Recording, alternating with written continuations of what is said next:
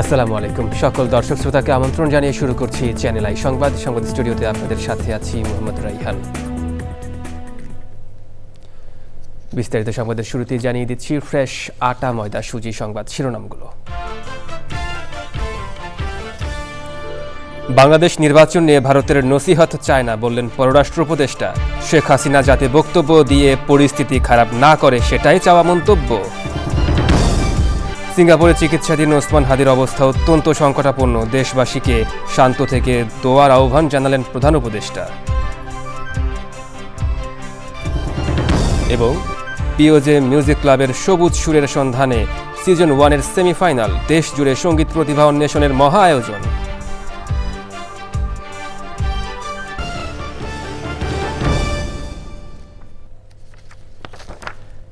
দর্শক সংবাদ শিরোনামগুলো জানাচ্ছিলাম। এখনকার এই সংবাদ আয়োজনে একই সঙ্গে চ্যানেল আইয়ের ইউটিউব চ্যানেল এবং চ্যানেল আইয়ের ওটিটি প্ল্যাটফর্ম আই স্ক্রিনে লাইভ স্ট্রিম হচ্ছে। এবার অন্যান্য প্রসঙ্গ। নির্বাচন কেমন হবে তা নিয়ে ভারতের নসিহত চায় না বাংলাদেশ। দিল্লিতে বাংলাদেশের হাই কমিশনারকে তলব করে নির্বাচন নিয়ে দেওয়া পরামর্শের জবাবে পররাষ্ট্র উপদেষ্টা বলেছেন, গত 3টি নির্বাচন নিয়ে কোনো কথা না বলা ভারতের এই পরামর্শ গ্রহণযোগ্য নয়। দিল্লি থেকে শেখ হাসিনার বক্তব্য যেন বাংলাদেশের পরিস্থিতি নষ্ট না করে, আবারও সেই আহ্বান জানান পররাষ্ট্র উপদেষ্টা। পান্থ রহমান জানাচ্ছেন বিস্তারিত। বাংলাদেশ ভারত কূটনীতিতে হঠাৎ উত্তাপ। ভারতের হাইকমিশনার প্রণয় ভার্মাকে তলবের 3 দিনের মধ্যে ভারতের পররাষ্ট্র মন্ত্রণালয় তলব করে বাংলাদেশের হাইকমিশনার রিয়াজ হামিদুল্লাহকে। তলব করে নিরাপত্তা নিয়ে উদ্বেগের পাশাপাশি অংশগ্রহণমূলক ও গ্রহণযোগ্য নির্বাচনের পরামর্শ ভারতের। বিষয়টি কিভাবে দেখছে ঢাকা? আমরা তাদের হাইকমিশনারকে ডেকেছি। এটার ব্যাপারে তাদের কিছু আমরা যা কিছু বলেছি এ নিয়ে তারা গ্রহণ করেনি। তাদের কিছু দ্বিমত আছে বিষয়ে। একইভাবে আমাদের হাইকমিশনারকেও তারা ডেকেছে। এটা খুব অপ্রত্যাশিত না, সাধারণত এটা ঘটে, একজনকে ডাকা হয়। এখন ভারত আমাদেরকে এটা নিয়ে উপদেশ দিচ্ছে, এটা আমি সম্পূর্ণ অগ্রহণযোগ্য মনে করি এই কারণে যে তারা জানে যে এর গত আগে 15 বছর ধরে যে সরকার ছিল, যে সরকারের সাথে অত্যন্ত মধুর সম্পর্ক ছিল, তখন কিন্তু এই যে নির্বাচনগুলি প্রহসনমূলক হয়েছে তখন তারা একটু শব্দ উচ্চারণ করে না। এখন সামনে একটা ভালো নির্বাচনের দিকে আমরা যাচ্ছি, এই মুহূর্তে আমাদেরকে নসিহত করার তো কোনো প্রয়োজন নেই। আমরা জানি আমরা কী করব। বাংলাদেশে নির্বাচন কেমন হবে এটা নিয়ে আমরা আমাদের প্রতিবেশীদের উপদেশ চাই। 16 ডিসেম্বর নিয়ে ভারতের প্রধানমন্ত্রী নরেন্দ্র মোদীর সামাজিক যোগাযোগ মাধ্যমে দেয়া বক্তব্য নিয়েও অসন্তোষ জানান উপদেষ্টা। বলেন, মুক্তিযোদ্ধাদের ছাড়া 71-এ বিজয় আসতো না। ভারত যদি তাকে থামাতে না চায় আমরা থামাতে পারবো না, এটা আমাদেরকে বুঝে নিতে হবে। আমাদেরকে আমরা চাইবো যে ভারত তাকে থামা, যাতে এখানে একটা পরিবেশ সৃষ্টি যেটা হচ্ছে নির্বাচনের জন্য, সেখানে যেন তার ইনসেন্ডিয়ারি বক্তব্য যেগুলি উনি দিচ্ছেন সেটা যাতে কোনো পরিবেশ সৃষ্টি, খারাপ করার মতো কোনো পরিবেশ যাতে সৃষ্টি না হয়, এটা আমরা তাদের কাছে চাইবো। এবং তারা যদি সেটা করেন তাহলে সেটাকে আমরা একটা ভালো পজিটিভ পদক্ষেপ হিসেবে নেব। না করলে তো আমি তাকে জোর করতে পারবো না। 7 সিস্টার্স নিয়ে রাজপথের বক্তব্য আর সরকারের অবস্থান এক নয় বলেও জানান তিনি। তারা সবসময় এই মুক্তিযুদ্ধে আমাদের ভূমিকাটাকে খাটো করে দেখানোর চেষ্টা করে এবং তারা এটাকে কলকাতায় যেমন এটাকে ওই অন্যভাবে পালন করে, তাদের ওই যে ইস্টার্ন কমান্ড দিবস হিসাবে পালন করে। কারণ তারা তা মনে করে যে তারা যুদ্ধ করে তাদের সেনাবাহিনী বিজয় অর্জন করেছে। সত্য, পাকিস্তানের বিরুদ্ধে তারা বিজয় অর্জন করেছে। তারা এটাকে অস্বীকার করার চেষ্টা করেন, কিন্তু এই অস্বীকার করার কোনো অর্থ হয় না। মুক্তিযোদ্ধাদের সহায়তা ছাড়া তারা এই বিজয় অর্জন করতে পারতেন না। প্রশ্নের উত্তরে উপদেষ্টা জানান, মঙ্গলবার পর্যন্ত তারেক রহমান ট্রাভেল ডকুমেন্ট চাননি। ওনার আগের পাসপোর্ট তো এক্সপায়ার করে গেছে, কাজে তাকে অবশ্যই কোনো না কোনো ডকুমেন্ট নিয়ে আসতে হবে। সেই ডকুমেন্ট আমাদের মিশন ইস্যু করবে। Thank you. Pantho Rahman, Channel I, Dhaka. সিঙ্গাপুরে চিকিৎসাধীন ইনকিলাব মঞ্চের আহ্বায়ক ও ঢাকা 8 আসনের সম্ভাব্য স্বতন্ত্র প্রার্থী শরীফ ওসমান হাদির শারীরিক অবস্থা অত্যন্ত সংকটাপন্ন। প্রধান উপদেষ্টার প্রেস উইং জানিয়েছে, সিঙ্গাপুরের পররাষ্ট্রমন্ত্রী ভিভিয়ান বালাকৃষ্ণন দেশটিতে চিকিৎসাধীন জুলাই যোদ্ধা শরীফ ওসমান হাদিকে দেখতে গিয়েছিলেন। বুধবার রাতে প্রধান উপদেষ্টাকে টেলিফোনে তিনি জানিয়েছেন, হাদির অবস্থা অত্যন্ত সংকটাপন্ন। প্রধান উপদেষ্টা প্রফেসর মোহাম্মদ ইউনুস দেশবাসীকে শান্ত থাকার আহ্বান জানিয়ে হাদির জন্য দোয়া ও প্রার্থনা করার অনুরোধ করেছেন বলে প্রেস উইং জানিয়েছে। গত শুক্রবার দুপুরে রাজধানীর পুরানা পল্টনে হাদিকে গুলি করে দুর্বৃত্তরা। মাথায় গুলিবিদ্ধ হাদিকে গুরুতর অবস্থায় ঢাকা মেডিকেল কলেজ হাসপাতালে নেওয়া হয়। পরে সোমবার উন্নত চিকিৎসার জন্য ওসমান হাদিকে এয়ার অ্যাম্বুলেন্সে সিঙ্গাপুর নেওয়া হয়। এবার জাতীয় সংসদ নির্বাচন 2026।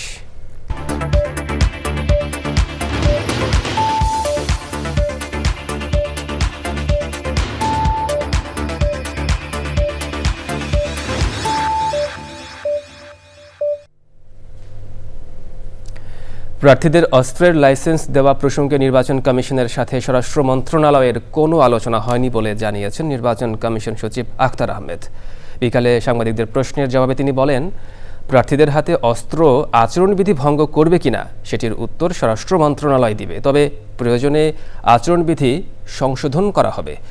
সংসদ নির্বাচন ও গণভোটের জন্য ইউরোপীয় ইউনিয়ন বিভিন্ন সময়ে 175 থেকে 200 জন পর্যবেক্ষক পাঠাবে।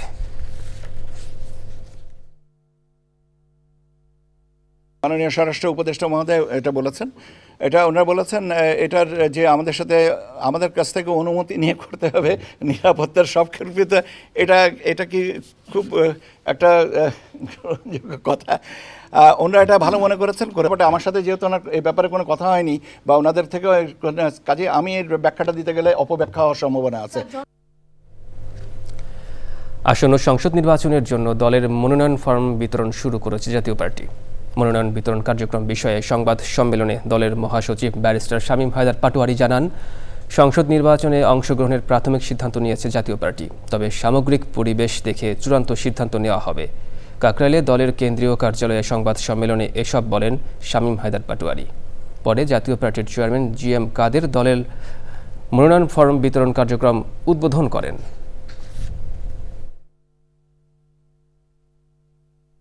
প্রাথমিকভাবে জাতীয় পার্টি মনোনয়ন জমা দেওয়ার সিদ্ধান্ত গ্রহণ করেছে, তবে আমরা মনে করি প্রতিনিয়ত পট পরিবর্তন হতে পারে। আমরা আইনশৃঙ্খলা বাহিনী, সেনাবাহিনী, প্রশাসনকে সুষ্ঠু ভোটের জন্য আহ্বান জানাচ্ছি। সামনের ভোটটি যদি সুষ্ঠু না হয়, গ্রহণযোগ্য না হয়, ক্রেডিবল না হয়, রিফ্লেক্টিভ না হয়, তাহলে দেশে ভবিষ্যতে গৃহযুদ্ধ হবে। এবার অন্যান্য সংবাদ।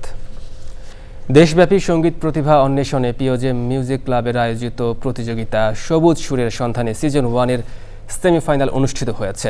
দীর্ঘ প্রক্রিয়া শেষে সারা দেশের অজস্র প্রতিযোগীর মধ্য থেকে উত্তীর্ণ 15 জনের সুর তাল লয়ের মূর্ছনায় আবেশ ছড়ায় চ্যানেল প্রাঙ্গণে। এমন উদ্যোগ আবহমান বাংলার হারাতে বসা সুর সঙ্গীত ফিরিয়ে আনার পাশাপাশি পরিবেশ প্রতিবেশ রক্ষায় সচেতনতা বৃদ্ধি করবে প্রত্যাশা সংশ্লিষ্টদের। আফরোজা হাসির রিপোর্ট।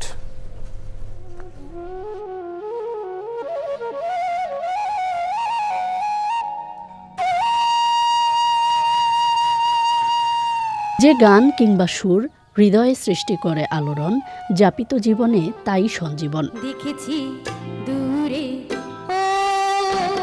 ওই সোনালি দ্বীপ, দেখেছি দূরে ওই সোনালি দ্বীপ। গানের এই সঞ্জীবনী শক্তি জড়িয়ে আছে সমাজ, সংস্কৃতি ও ইতিহাসের গভীরে।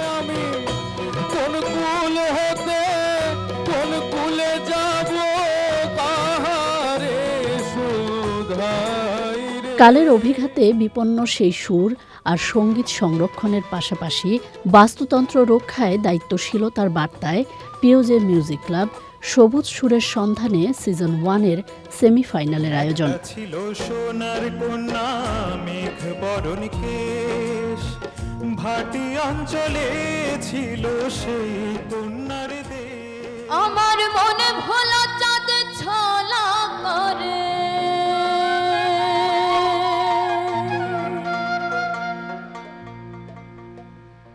প্রতিযোগীদের লালন, রবীন্দ্র, নজরুল, পল্লীগীতি, ভাওয়াইয়া কিংবা আধুনিক গানের সাথে দেশীয় যন্ত্রসঙ্গীতের সুরের মূর্ছনায় ঐতিহ্য রক্ষা ও টেকসই অগ্রযাত্রার বার্তা।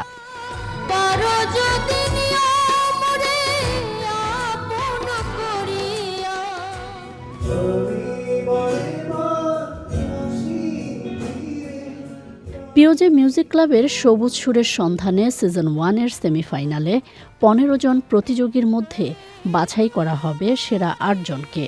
বিচারকদের মূল্যায়নের পাশাপাশি দর্শকদের ভোটে নির্ধারিত হবে চূড়ান্ত ফলাফল।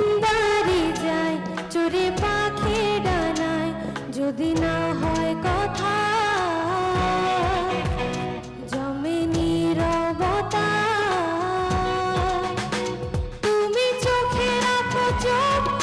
চোখে কথা হোক যেতে পথে আফরোজা হাসি, চ্যানেল আই। দর্শক, পিওজে মিউজিক ক্লাব সবুজ সুরের সন্ধানে সিজন 1-এর সেমিফাইনালে নির্বাচিত প্রতিযোগীদের নিয়ে বিশেষ আয়োজনের প্রথম পর্ব দেখবেন আজ রাত 10:15। নগরায়নের চাপে শহর যতই বাড়ছে ততই কমছে সবুজের পরিসর। কংক্রিটের দখলে হারিয়ে যাচ্ছে প্রকৃতির স্বাভাবিক রূপ। তবে এই বাস্তবতায়ও কেউ কেউ নিজের উদ্যোগে ফিরিয়ে আনছেন কৃষি ও সবুজ প্রকৃতি। মাটি আর গাছের প্রতি গভীর দায়বদ্ধতা থেকেই ছাদে গড়ে তুলছেন ছাদ কৃষি। এমনই একজন উদ্যোক্তা ঢাকার ডেমরার শাহ আলম। বিস্তারিত জানাচ্ছেন শাইখ সিরাজ। ঢাকা ডেমরার বক্সনগর এলাকায় প্রায় 2200 বর্গফুট ছাদ জুড়ে পরিকল্পিত কাঠামো গড়ে তুলে শতাধিক প্রজাতির ফলজ, মৌসুমী সবজি আর নানা শৌখিন গাছের আয়োজন করেছেন শাহ আলম। একসময় অব্যবহৃত পড়ে থাকা ছাদটি এখন পরিণত হয়েছে সবুজে ভরা একটি ছোট্ট কৃষিক্ষেত্র। আমার এই ছাদ বাগানটা শুরু করছি করোনা থেকে। তো এই স্ট্রাকচারগুলো কি তখনই করেছেন? এই স্ট্রাকচারটা রিসেন্টলি 6 মান্থস মানে আগে করা। এটা এটা আমার নিজের হাতে করা আর কি। বৃক্ষপ্রেমিক শাহ আলম একজন সঙ্গীত শিল্পীও। সুরের চর্চার পাশাপাশি প্রকৃতির সান্নিধ্যকেই তিনি দেখছেন মানসিক প্রশান্তি আর জীবনের ভারসাম্য রক্ষার অন্যতম উপায় হিসেবে। মিউজিশিয়ান হিসেবে নিজেকে আর কি আপাতত বলি আর কি। আপনি কি গান করেন? গান টান করি আমি, গান শিখছি, হ্যাঁ, শখ থেকে। জানা গেল এই ছাদ কৃষির পরিচর্যা তিনি একা করেন না, বন্ধু এবং স্বজনদের সহযোগিতায় নিয়মিত যত্ন নেওয়া হয় এখানে। আমি প্রতিদিন সকালবেলা ঘুম থেকে উঠে 2-3টা রাউন্ড না দিলে আমার নাস্তা খাওয়ার জন্য মানে মনই টানে না, যে এটা ঘুরে আগে 3টা রাউন্ড দিতে হবে। আমার বাগানে মাঝে মাঝে বলে যে আপনার বাগানের ওই জায়গায় একটা ফল পাকছে, আপনি জানেন? আমি বলি হ্যাঁ, ওই জায়গায় ওই ফলটা পাকছে। আমার যারা ভিজিটর আছে বা আমার ফ্রেন্ডরা যারা আসে, ওরা এই জায়গায় এসে আমাকে যথেষ্ট হেল্প করে। নগরের মানুষের স্বস্তির আশ্রয় হয়ে উঠেছে এই ছাদ কৃষি। শাহ আলম তার এই ছাদ কৃষি আয়োজন থেকে ফল ফসল যতটুকু না ভোগ করেন তার চাইতে প্রশান্তি ভোগ করেন অনেক বেশি। এবং এটি শুধুই তার একার একটি মিলন ক্ষেত্র না, বন্ধু বান্ধব পরিবারের সবাইকে নিয়ে চমৎকার একটি আয়োজন করেছেন যা সবাইকে দেয় মানসিক প্রশান্তি। ঢাকার ডেমরার বক্সনগর থেকে শাইখ সিরাজ, চ্যানেল আই। দর্শক, নিয়ে বিস্তারিত প্রতিবেদন দেখবেন আজ বেলা 3:05 হৃদয় মাটি ও মানুষের ডাক অনুষ্ঠানে। দেখছেন চ্যানেল আই সংবাদ। এবার বিরতি। দর্শক, বিরতির পর আরও একবার স্বাগত চ্যানেল আই সংবাদে। সৌদি আরবে লাইসেন্সপ্রাপ্ত শিল্প প্রতিষ্ঠানের প্রবাসী কর্মীদের উপর আরোপিত ফি প্রত্যাহার করেছে দেশটির সরকার। সৌদি ক্রাউন প্রিন্স ও প্রধানমন্ত্রী মোহাম্মদ বিন সালমানের সভাপতিত্বে মন্ত্রী পরিষদের বৈঠকে এই সিদ্ধান্ত নেওয়া হয়েছে। অর্থনৈতিক ও উন্নয়ন বিষয়ক পরিষদের সুপারিশের ভিত্তিতেই এটি করা হয়েছে বলে জানিয়েছে সৌদি অর্থনৈতিক ও উন্নয়ন বিষয়ক মন্ত্রণালয়। কারখানাগুলোর ক্ষমতায়ন, স্থায়িত্ব এবং বিশ্বব্যাপী প্রতিযোগিতামূলক বাজারে টিকে থাকার ধারাবাহিকতায় এই সিদ্ধান্ত নিয়েছে সৌদি সরকার। সৌদি শিল্প খনিজ সম্পদ মন্ত্রী বন্দর আল খোরাইফ বলেছেন, শিল্পকর্মীদের জন্য প্রবাসী ফি বাতিলের মন্ত্রিসভার সিদ্ধান্ত রাজ্যের টেকসই শিল্প উন্নয়নকে আরও সমৃদ্ধ করবে। এবার নিটল টাটা কৃষি সংবাদ।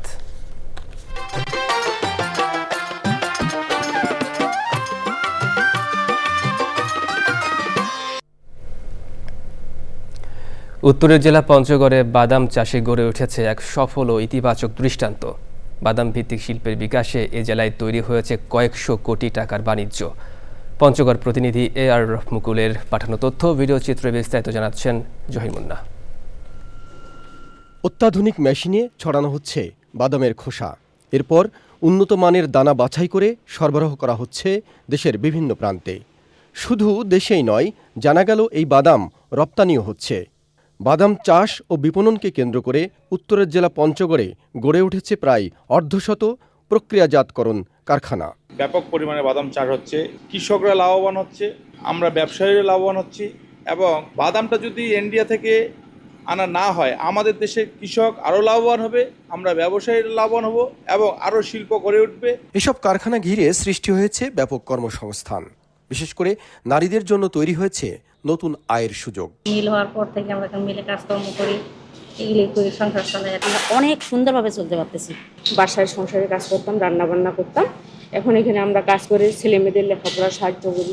বাদাম বিভিন্ন ডিস্ট্রিক্টের জায়গা থেকে লোড হয়, আবার দানাও লোড হয়, আমরা সবাই কাজ কাম করে একটু সুবিধাজনক আমরা পাই। চলতি বছর জেলায় ৯,৯৯০ হেক্টর জমিতে বাদাম চাষ হয়েছে।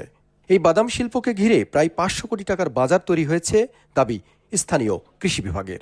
বহুজাতিক কোম্পানি এটি মোড়কজাত করছে এবং এটি দেশের চাহিদা মিটিয়েও দেশের বাইরে যেমন মালয়েশিয়াতে আমাদের এই বাদামটা যাচ্ছে এবং আপনারা দেখেছেন যে আমাদের এই বাদাম যে আবাদটা এবং এটি প্রায় আমাদের ৫০০ কোটি টাকার একটা বাজার সৃষ্টি করছে। সরকারি পৃষ্ঠপোষকতা বৃদ্ধি এবং সহজ শর্তে ঋণ সুবিধা নিশ্চিত করা গেলে বাদাম শিল্প উত্তরের কৃষি অর্থনীতিতে নতুন দিগন্ত উন্মোচন করবে।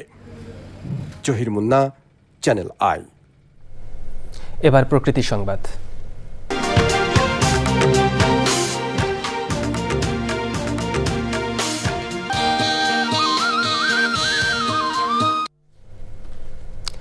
রাজশাহীর পবা উপজেলার নওহাটা কাজীপাড়া এলাকায় রাতের আধারে পরিকল্পিতভাবে ১১৭টি উন্নত জাতের আম গাছ কেটে ফেলেছে দুর্বৃত্তরা।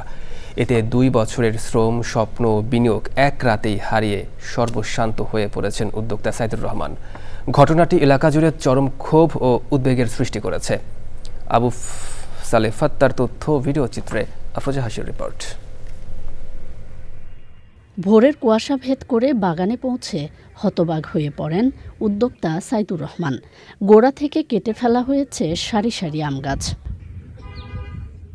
২ বছর আগে সিন্দুর কুসুম্বি মৌজায় ১৫.৫ শতক জমিতে ১২ মাসি, কটিমন, আম্রপালি, হাড়িভাঙা, গৌরমতি ও বাড়ি চার সহ উন্নত জাতের ১৩৩টি আম গাছ রোপণ করেন তিনি। মুকুল দেখে ভালো ফলনের আশায় ছিল পুরো পরিবার। তবে এক রাতের মধ্যেই নিঃশেষের পথে বহুদিনের লালিত স্বপ্ন। গাছের প্রক্রিয়া শত্রুর উপর রাখবে করলে মানুষের সাথ করতে হবে। গাছ কি করলো, ওই দেখলে তো অবুলা গাছটা তৈরি করেছে কত কি কালি পরশুদিন ১০-১২টা চাষ দিয়েছে জমি। আয়ের অবলম্বন হারিয়ে অনিশ্চিত ভবিষ্যতের আশঙ্কায় সাইদুর রহমান। আমি গাছটা প্রায় প্রচুর যত্ন করে মানুষ করেছি। কালকে হঠাৎ আপনার আমি ইয়ার গাছ লাগাইছি, রসুন লাগাইছি, এরা রাত্রে এসে প্রায় আমার ১১৭টা গাছ কেটে ফেলেছে। হ্যাঁ, দুর্ভোক্তরা, এবং তাদের সাথে আমার কোনো কথাও নাই, রাগালেগো নাই, কিছু নাই। প্রায় আমার ৩ লাখ টাকা মতো ক্ষতিগ্রস্ত। পূর্ব শত্রুতা ও জমি বিরোধ সহ সম্ভাব্য বিষয় ধরে তদন্তে নেমেছে পবা থানা পুলিশ। তবে দোষীদের দ্রুত গ্রেফতার ও দৃষ্টান্তমূলক শাস্তি নিশ্চিতের দাবি স্থানীয়দের। আফরোজা হাসি, প্রকৃতি ও জীবন ডেস্ক, চ্যানেল আই। এবার খেলার খবর।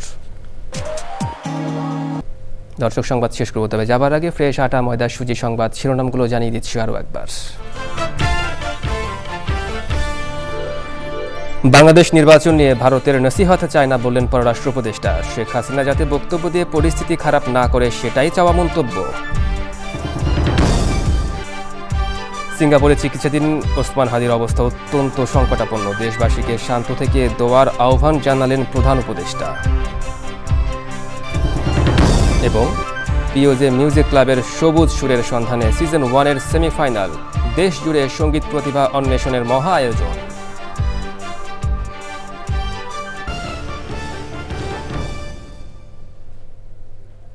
দর্শক, চ্যানেল আইয়ের সর্বশেষ সংবাদ জানতে ভিজিট করুন channelionline.com-এ। যুক্ত থাকুন আমাদের সোশ্যাল মিডিয়ার প্ল্যাটফর্মগুলোর সাথে। এতক্ষণ সঙ্গে থাকার জন্য ধন্যবাদ সবাইকে।